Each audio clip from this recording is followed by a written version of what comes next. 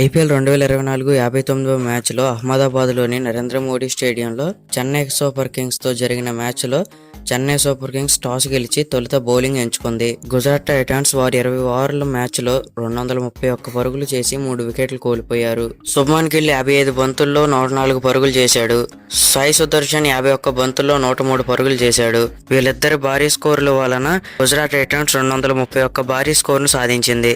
ప్రతిస్పందనగా సిఎస్కే 196 పరుగులకి 8 వికెట్లు కోల్పోయింది. 35 పరుగుల తేడాతో ఓడిపోయింది. సిఎస్కే తరపున బ్యాట్తో డారిల్ మిచెల్ 63 పరుగులు, మోయిన్ అలీ 56 పరుగులు, ధోని 11 బంతుల్లో 26 పరుగులు చాలా మంచిగా బ్యాటింగ్ చేశారు. అయినా సరే అది సరిపోలేదు. ఐపీఎల్ 2024లో సిఎస్కేపై జీటీకి ఇది మొదటి విజయం. గతంలో చెన్నైలో గుజరాత్ని 63 పరుగుల తేడాతో ఓడించింది. ఇక గుజరాత్ సాధించిన ఈ విజయంతో పాయింట్స్ టేబుల్ చాలా ఆసక్తికరంగా మారింది. ఈ సీజన్లో చెన్నై క్వాలిఫై అవుతుందో లేదో కామెంట్ చేయండి. Thanks for watching. జై హింద్.